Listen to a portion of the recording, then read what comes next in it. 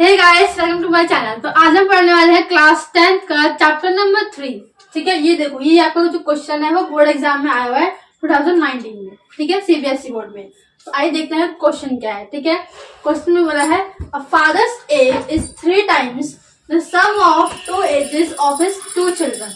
ठीक है, after 5 years his age will be 2 times of the sum of their ages। Find the present age of the father. हमें father की present age find करनी है। ठीक है, तो आइए देखते हैं कैसे फाइंड करते हैं। देखो, ये जो क्वेश्चन है आपका 2 वेरिएबल्स का क्वेश्चन है। सबसे पहले आपको लेट करना पड़ेगा। ठीक है, तो हम लेट करते हैं।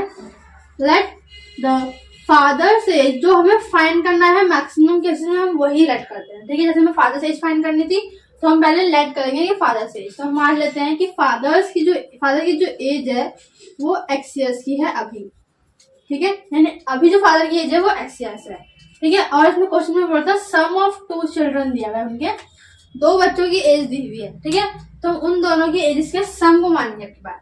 ठीक है, आपको यही मेन पॉइंट है, इसी में बच्चे कंफ्यूज होते हैं। ठीक है, तो आप क्या करेंगे, let the sum of ages of the 2 children। 2 बच्चों की एज का जो सम है उसको हम मान लेते हैं y। ठीक है, दोनों के एज का सम जो है वो y years है। ठीक है, तो अब इक्वेशन क्या बनेगी, फर्स्ट लाइन को दोबारा पढ़ो। देखो, फर्स्ट लाइन में क्या बोला है, a father's age is 3 times, मतलब फादर की जो एज है वो 3 times है उनके बच्चों की सम की जो एज है। ठीक है, यानी कि फर्स्ट इक्वेशन अभी कुछ इस टाइप से बन जाएगी। फादर की एज तो ऑलरेडी 3 times है, तो मुझे अगर दोनों की एजेस को इक्वल करना है तो हम क्या करेंगे, बच्चों की एज के सम को मल्टीप्लाई कर देंगे 3 से।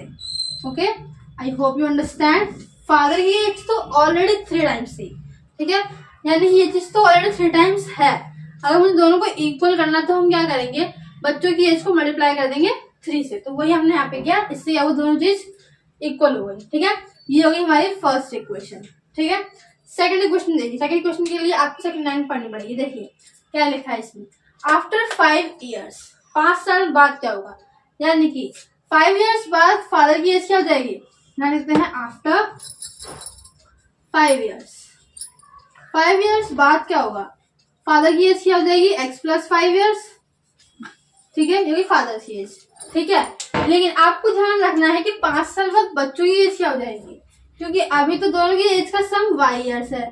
5 साल बाद क्या होगा, दोनों बच्चों की एज में 5 ऐड होगा, यानी कि इसकी क्वेश्चन क्या बनेगी, x + y + 5 + 5, क्योंकि फर्स्ट चिल्ड्रन की एज में 5 years ऐड होंगे, सेकंड चिल्ड्रन की एज में 5 years ऐड होंगे, यानी कि ये हो जाएगा हमारे पास y + 10 years। ओके, देखते हैं हमारी इक्वेशन क्या बनेगी। आगे इसमें लिखा था after 5 years his age will be 2 times of the sum of their ages, यानी कि 5 साल बाद फादर की जो एज होगी वो बच्चों की एज के सम की 2 times होगी। यानी कि देखिए, फादर की एज 5 years बाद क्या थी, x + 5, और बच्चों की एज क्या थी, y + 10 years।